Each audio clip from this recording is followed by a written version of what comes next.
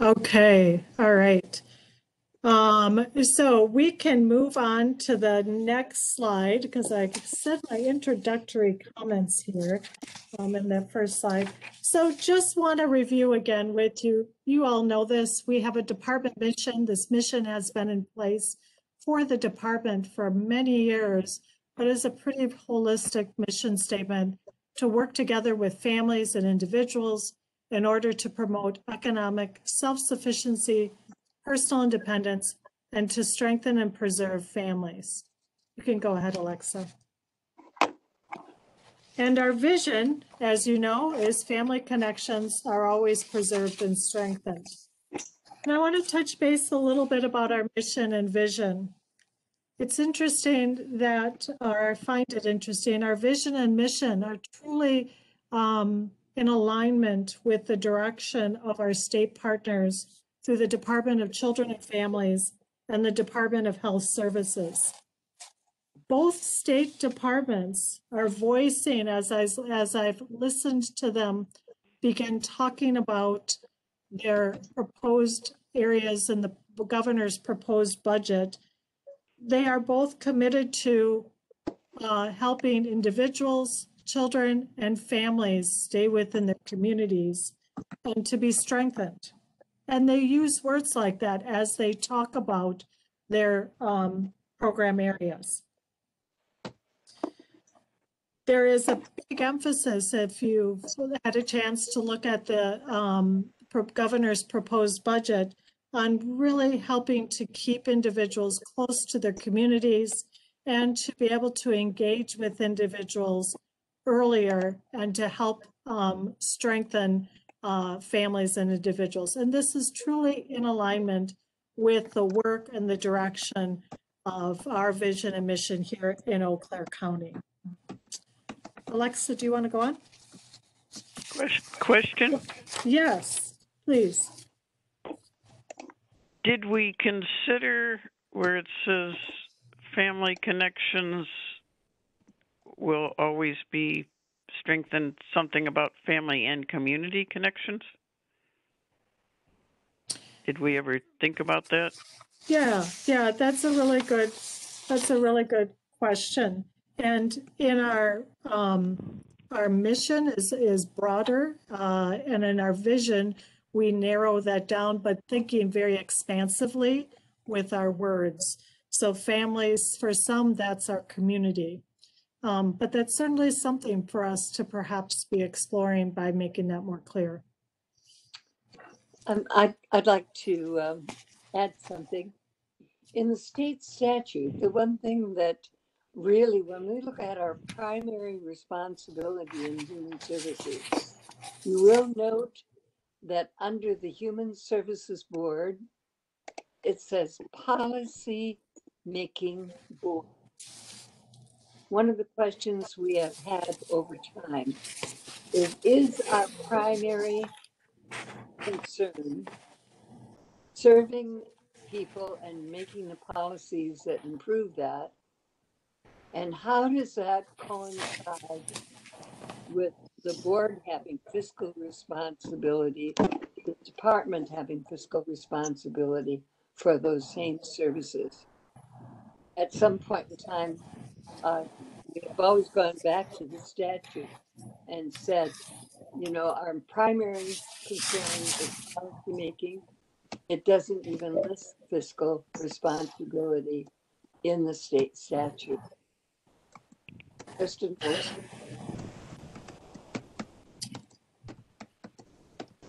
So thank you, Colleen, for that notation.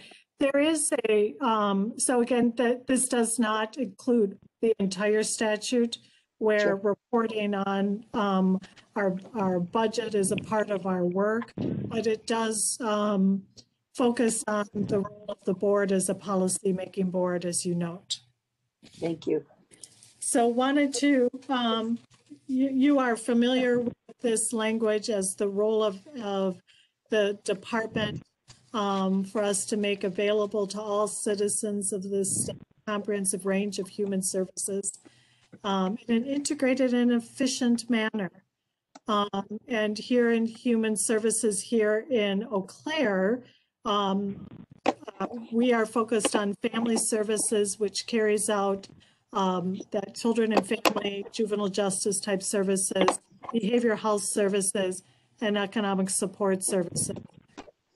Human service departments throughout the state all look a little bit different, but generally within the county, these are the main responsibilities that are carried out. Some, as you know, are health and human services, and some are social services. Alexa, you could move on to the next slide. Just a clarity question, Diane. Yes, yes. I remember on I think it was the second year on the board when we connected with Aaliyah and a focus on keeping children in their own family in their homes. Has that always been a policy, or did it begin at that time? That has always been that wasn't a policy change. That's always been a policy to help keep children connected with their families. Okay, thank you. You're welcome. So this slide, we've talked with you before about our work with Speak Your Piece. Speak Your Piece is an initiative, as many of you are aware, that began in Superior and Duluth. And we have taken up this approach as a way of how we think about our work, not only with those we serve, but also with those who, with each other as staff, as partners with our community, and all who we are working with to carry out our work. The reason I share this is that it's an important foundational element in how we go about doing it. And how that's really a critical component of our work with individuals and carrying out our programmatic work. This work then affects not only those individuals served, but also our outcomes, how we go about that engagement, how we show respect, how we listen, how we are present, and being able to engage with those we serve and interact with others. So I'm going to stop, pause for just a moment to see if there are any questions.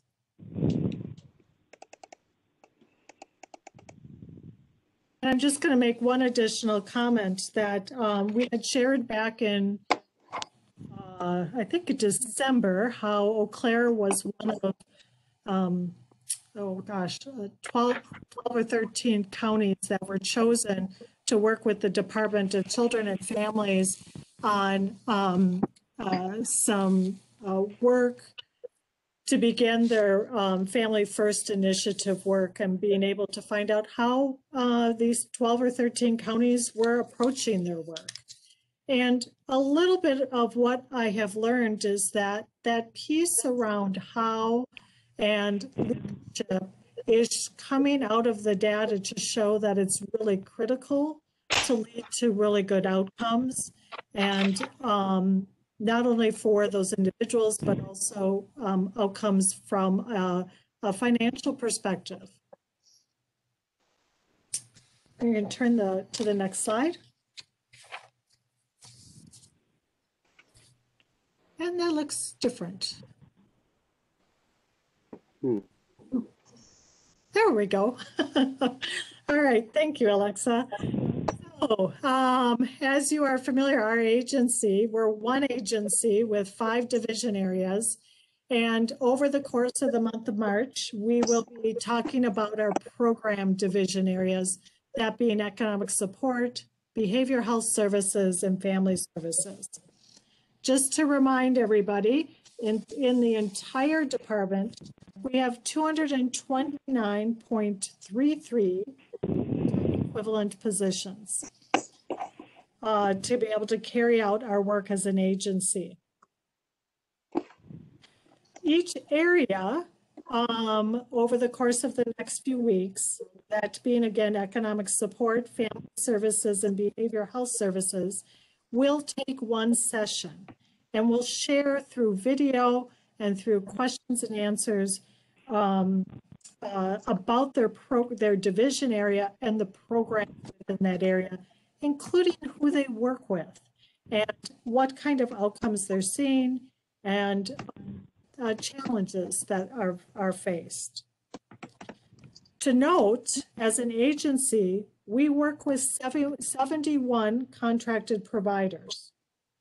We cannot do this work alone as an agency for our community, and they are incredibly important to our delivery of services, our community providers, some of whom have been with us many, many years. Without the work of our community providers, we wouldn't be able to do all that needed to be done. So tonight I'm going to just touch base, take a moment to just touch base in each of these areas: economic support, behavioral health, and family services, to remind everyone kind of what's made up in each of those areas, and help us get prepared for our upcoming presentations, and to see if you have any specific questions that you would like addressed in our upcoming sessions. So, Alexa, if you can move forward.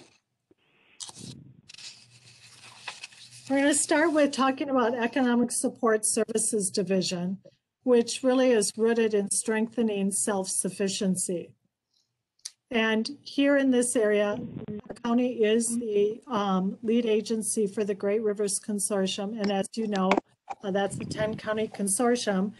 And this consortium is focused on the delivery of helping to, for individuals who qualify, be able to ascertain health care, food share, child care assistance, caretaker supplement, and also operates a program integrity or fraud program. Got a question on terminology. Yes. How could we get caretaker supplement changed to caregiver supplement? Because you take care of property, you give care to people. Good question. Is that in state statute or something, or is that just kind of the lingo that's It's not Eau been Claire used? language. Yeah, it's not Eau Claire language. It's language, programmatic language, probably, but something that we can be. Could we possibly put caretaker / caregiver, just Sure. so that people kind of start to think about it? Because I think a lot of times just a simple word makes a difference. Absolutely. Absolutely. Thank you. So to build off of Supervisor Schneider's question for clarification, which I think is important, in this area of economic support, do you have any questions or wonderings that would be helpful to you to better understand what occurs or what is needed or happens within this area?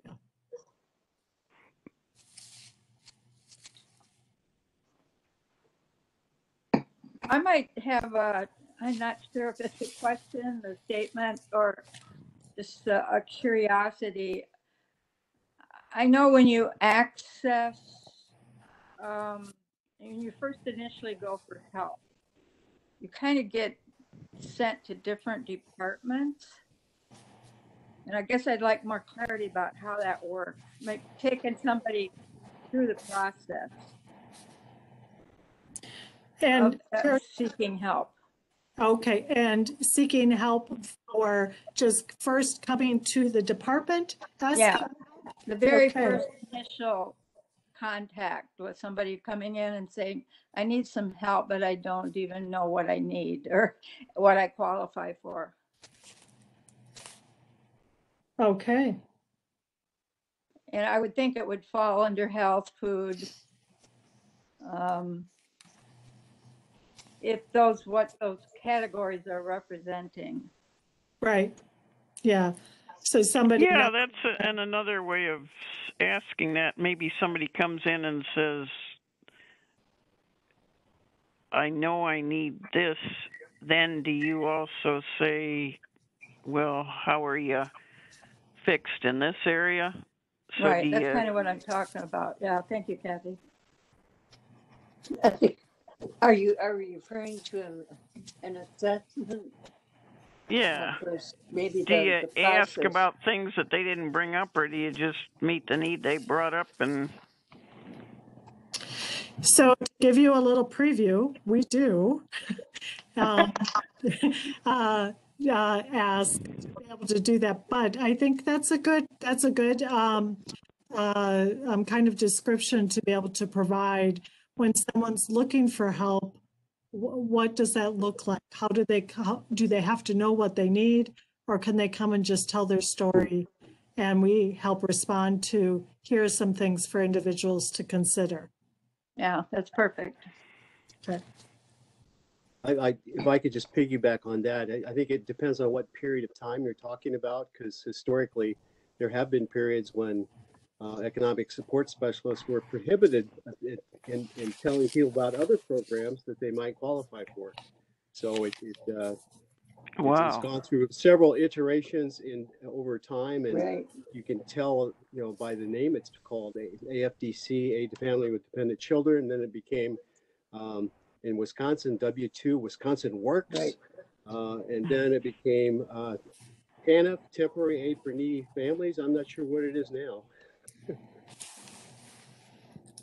Split up. Texas, yeah. Is that the caretaker supplement? Is that TANF or?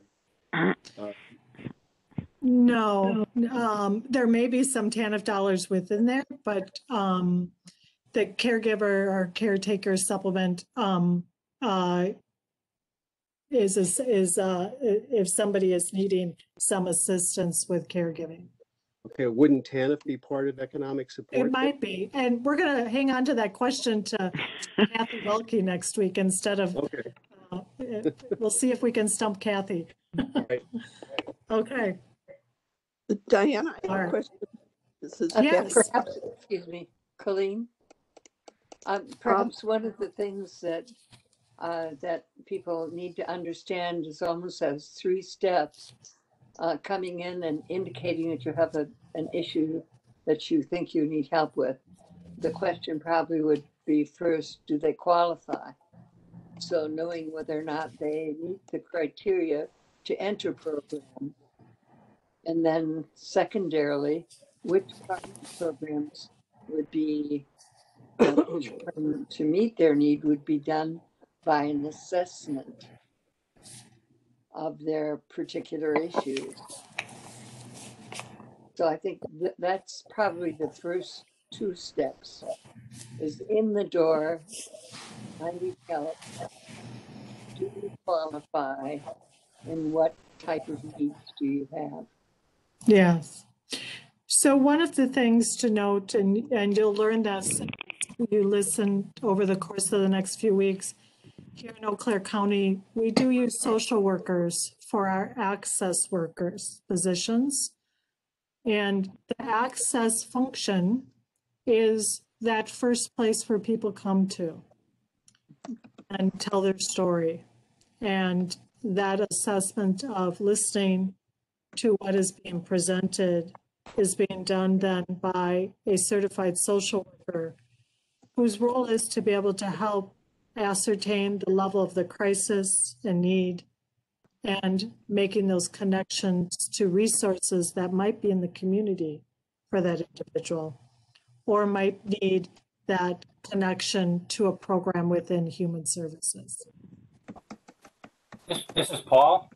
Yes. I have a question and kind of related to maybe the here and now, not necessarily what the programs are offered, but what impact has federal and state monies got in terms of COVID? Because I know there's been money put into some of these programs. Does that benefit the people in these programs? And if so, to what extent?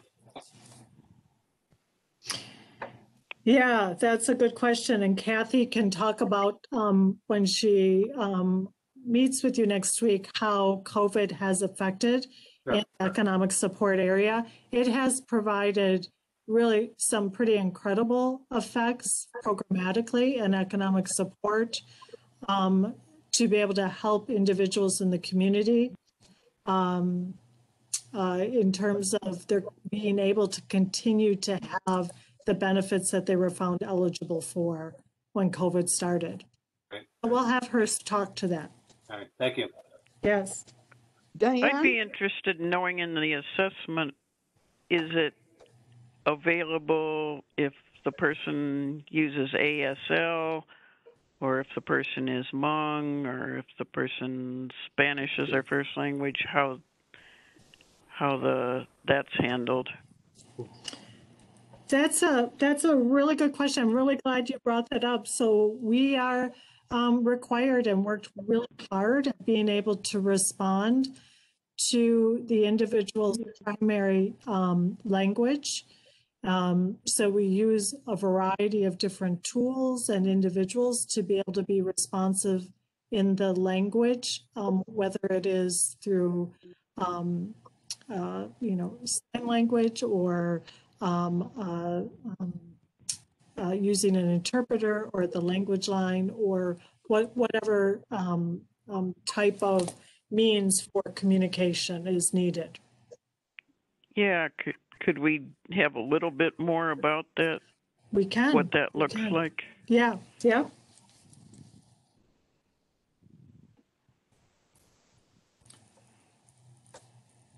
Was there another question? I do have a question, Diane. Yes. This is Kathy. I would like an explanation of program integrity and what exactly that is referring to. Okay. So we'll have Kathy talk about that a bit next week. And that's, we have a couple of different staff that help serve throughout the Great Rivers Consortium on addressing potential fraud amongst these program areas. And so it is helping to make sure that the integrity of the program is being operated as intended.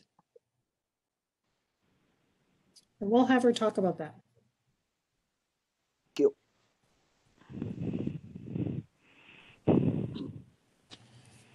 Okay. Alexa, do you want to move ahead? So we're going to move to the next division area, which is Family Services Division, where the focus in family services in this area is on strengthening families and children.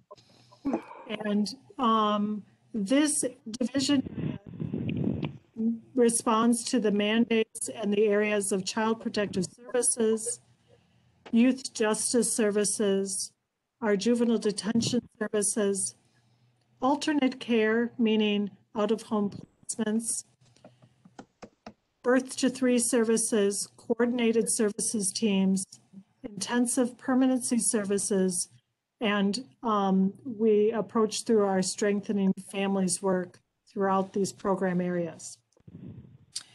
So I'm going to ask the same question I did as we talked about in economic support. In this area of family services, do you have any questions as board members that would be beneficial for you, or wonderings do you have regarding the family services area that you would like to hear more about?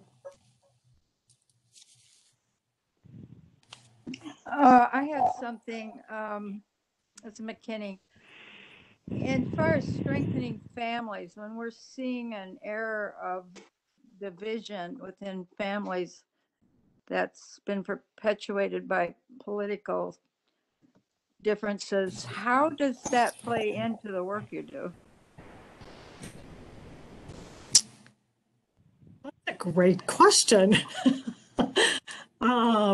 And I want to make sure I understand that. Are you referencing from, let me just ask, could you speak a little bit more about what you're referencing in terms of people thinking about things from different political perspectives or other dynamics? Well, starting with other dynamics, which has always been the case in dealing with family dynamics, that there's always conflict, which may lead to why they end up needing services. But you add to that then the political division that's become so prominent recently. And how does that impact your work? Does that make it clear? Yes, yes, yeah. Sandy, are you really speaking about the difference between people who refer to programs in a way like entitlement and those who Well, say these I'm are referring to needed the last one services? where it says strengthening families. Maybe if I And how, talk a little bit about the strengthening families, what that means. right. That, And yes, how do we do that when there's such division already in families? yeah, yeah. And certainly Terry, when she with her staff come and present, can talk a little bit about that area, but the strengthening families component is really being able, families know themselves best, and to be able to be with them around what do they need. So our job is not to come in and judge, but to be able to help them be able to be safe with their kids, and to be able to be strong, to be able to have their kids, to provide the needs that are needed for those kids and families. So it may be a different meaning than where I'm thinking about the strengthening. Yes. Yeah. Yeah. Okay. Yeah.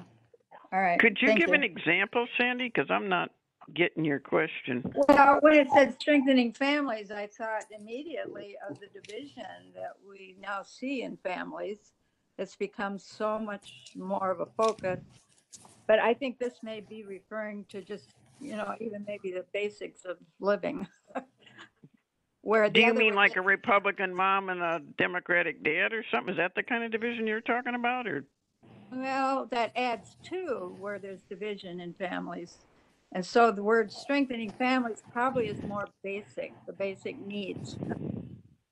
And I'm going to another level, I think, of the way I'm thinking about it. What I would say is that it adds to the complexities that occur. Right. And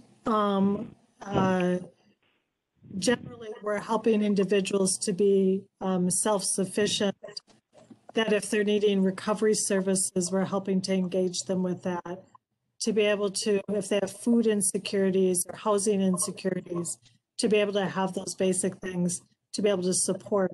And also, when they are having the types of conflicts that you're talking about, to be able to have resources to help work that through. Right. Okay. That makes sense. Yeah. Mr. Cronk with a question. Yes.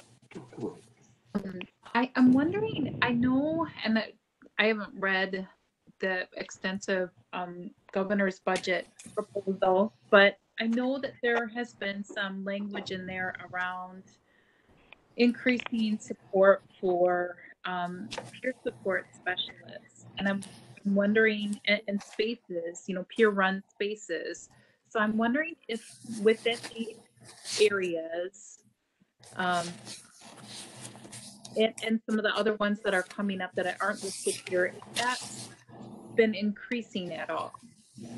Like the use of, and I know we asked you kind of about that, I think last time, and Don had mentioned, certified peer specialists.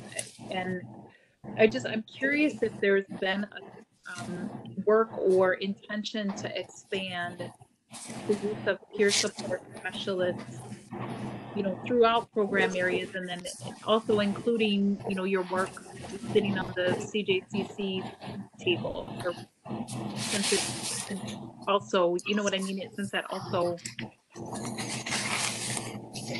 they go hand in hand, because we have people that are obviously involved in those areas. Human services.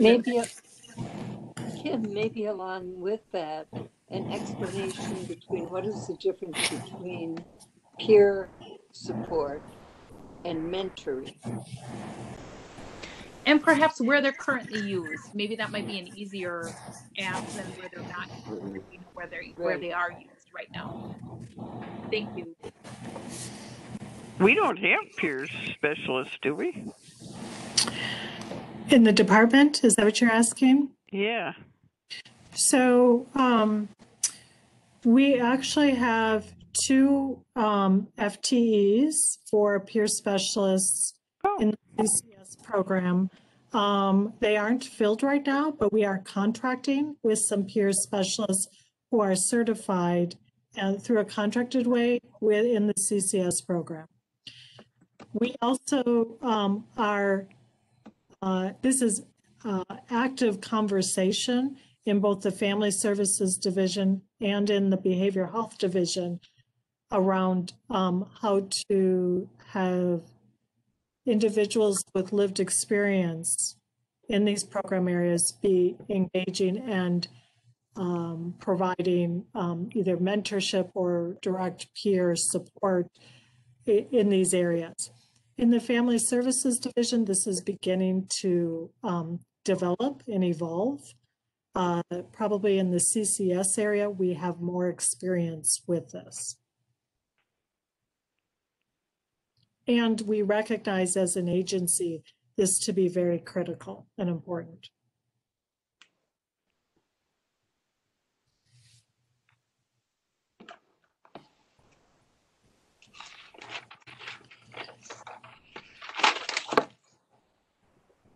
So just to note, because I just caught this, if you're not seeing this in the chat, I'll highlight some of the things that Ron Schmidt has indicated to me about just noting, as you said, that peer specialists are trained, certified individuals, and we are engaging to be able to have them be more part of our work in the department. He's also noted for everybody just the Wisconsin Administrative Code as a place for some of the policies and directions for every program area that we are talking about. Any other thoughts or questions? And granted, you still have time to think of questions before we have our Family Services Division present. But is there anything that you also might like to see from this division area?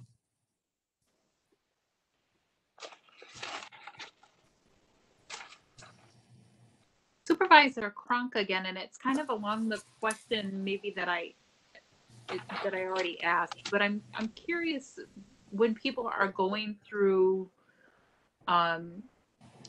because you have listed intensive permanency services, when people are going through the potential for termination of parental rights, in that process, I'm just curious about like all of what occurs, because I know, you know, the vision is strengthening family connections always, how that works and who. For example, let's say I'm a mom and my child gets removed. What supports are available to me during that time? That hopefully, if the goal is to reconnect, you know, myself with the child, how do we support that person to be able to follow whatever the plan of care is during that time to try to help meet that? I guess is that's my question. I didn't know peer supports were used at that time or just kind of what occurs. I'm interested and curious and also a little bit unclear about that process. Okay. Thank you. Martha? Yep. Martha, with a question. I'm hoping that the person that's presenting will give us some concrete examples of what coordinated services looks like. It's probably one of the areas that you can't really tell from the name what actually goes on.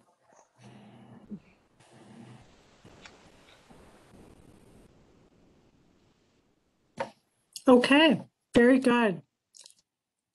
They will talk in more detail and be giving some descriptions to that.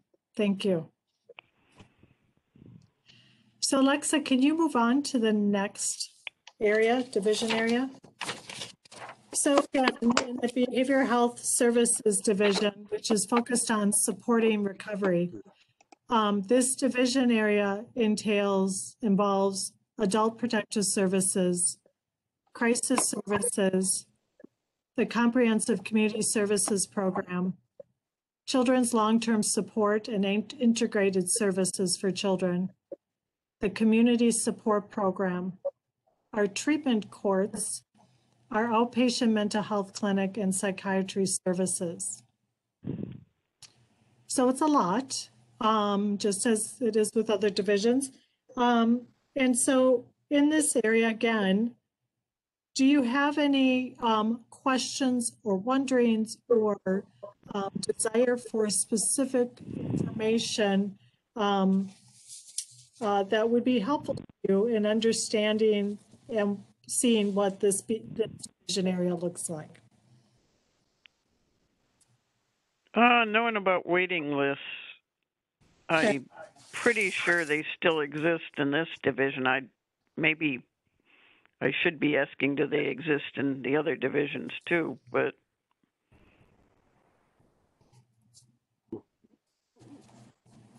Okay, good. I would have an inquiry about remembering back when I worked with alcohol and drugs, which is centuries ago, but how great in Iowa and Illinois the connection was between the Department of Human Services and the agencies in the area that provided treatment. Is that still existing, or is the treatment facilities really so sparse now we don't see it that often? So I want to make sure I understand, asking about that connection between the mandated service we are providing with the treatment services that may be provided by a contracted provider. Yeah, with what's out there in the community, right? Okay. And can you only work with a contracted provider? It can't just be a treatment center? Okay. And again, that's somewhat program specific, but we do try to engage with providers a contract depending upon the amount of dollars that we are spending. Okay. But for example, would you also refer to AA and NA and that kind of thing? Correct. Yeah. Yes. Yep. Right. Yep. Good point. I crump with another comment that in these areas, along with the pivoting of the pandemic and having to do lots of things, or so many things, virtually, and obviously that's a strain on staff, but also a strain on people. I'm just thinking, parallel, like kids trying to virtual learn. Some are doing amazing and some are really struggling just because of the format. How that's affected people that are in some of the, like, let's say treatment courts or, the CCF program or crisis services, things like that. How has that sort of generally affected people, and what's been the, I don't want to say leeway, but like the response, how has the response been to that? Understanding that people probably right now are going to struggle. If somebody's in treatment court and they're getting virtual sessions, maybe that's not necessarily enough. And so how has that response been, and how has that affected both the department and kind of clients? Just the overall general sentiment and tone, and how else perhaps can we as a board or as a community be more supportive in that area for people that might be struggling right now. The other thing I wanted to add, and I don't think it wasn't our presentation to share, but there was an excellent presentation through the Peer Learning Network, and Diane, I think you were there, maybe. It was through the H. Haywood Burns Institute that came in and gave really a good historical perspective that included human services, and it was around reducing racial and ethnic disparities. And so, Yeah. long story short, I don't know that that's something that we can share, but it might be good in our learning sessions to have, like, this has been the historical trajectory in that regard for human services, and this is the work then morphing into where we're trying to go to make sure that those outcomes or that particular culture doesn't continue. Yeah, I don't know who's doing that video, but that's a big one. But I may have to call you to make sure I'm looking back at about the right time frame for that learning. See if we can. Yes, I can follow up with you. And yeah, okay, that'd be great because it was excellent. Might be great for staff and for all of us to be able to engage in that, not just the folks that were able to be there that day. Good. Colleen Bates with a question. And yes. A question in this area is, what has been the impact on staff and clients of the underfunding of these services over the last decade? Staff and client.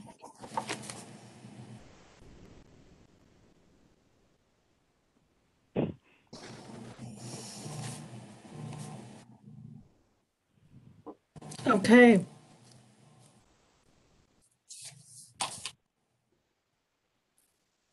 Thank you, Colleen. Well, we will figure out how to kind of provide a glimpse from our perspective in response to that. Are there any other things right now that come to you that might be helpful? I don't want to miss anybody's hand raised. I'll raise my hand. Okay. I was just wondering, in this behavioral health services division, there are several services listed, and it would seem that, some cases might cross more than one of these categories. And how do they work together collaboratively? Is there joint staffings? Is there, do they form a treatment team, or how does that happen? Okay. Yes, to the question, it happens, and ask them to talk about how, in many of these areas that are identified, how that communication occurs across the department. Because you might have somebody that's in 3 divisions, right? Yes. Mm-hmm. Or more. Well, since there are only 3. Oh, I was talking about within behavioral health itself. Yeah. But, across divisions too. Okay. Good.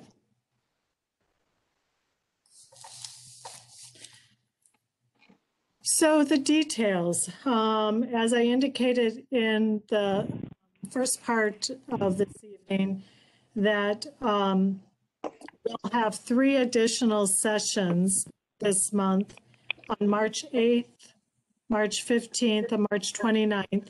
Alexa will send out an invite to all of you with that information, and it will occur from 3 to 4:30 each Monday. We know that that might not work for everyone, but we will record these sessions. And we're skipping the week of the 22nd because of our regular Human Services Board meeting is on March 22nd. And I don't know about you, but my eyes can only handle staring at the screen for so long. So we thought that that would ease everyone. As I said, the sessions will be recorded. And then we thought, because there is a lot of information, and based on tonight's discussion in this short period of time, we are not going to have enough time to talk as much as we'd like to at each of those sessions. We already know that. So we felt that being able to use Monday, April 5th as a place for more a broad discussion on what you heard through the month of March would be a helpful discussion as a follow-up to the sessions in March. So that will be our wrap-up session. And now I'm going to check to see if there are any questions or any other comments. McKinney, I just have one more comment. And this is probably something that could get addressed, you know, at the next session. Because we're starting to look at language, and even Supervisor Schneider referenced that in the change from the word caretaker to caregiver, it made me think, is this something that we can look at across the board in this department, the use of language? Is there any, and do we need anything changed? We're looking at that in judiciary and law also. Yes, yes. If there are things that you notice from your perspective, please, yes, please raise that up. Right, okay. Thank you. Yes. I bet Supervisor Cronk has some.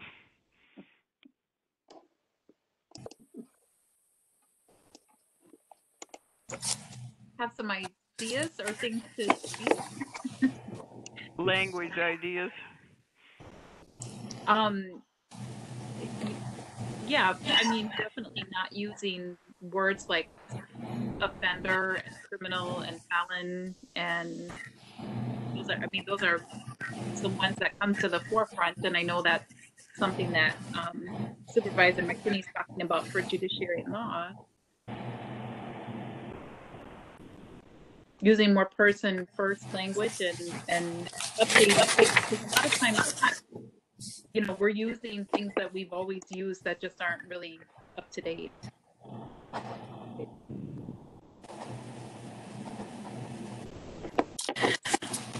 Okay, thank you very much. I just want to thank everyone for your input. Upcoming sessions, we were able to take some time to dive a little bit deeper and set the stage for our conversations throughout the month of March. You will receive from us a listing again of the sessions that will be occurring and an invite to attend those. And are there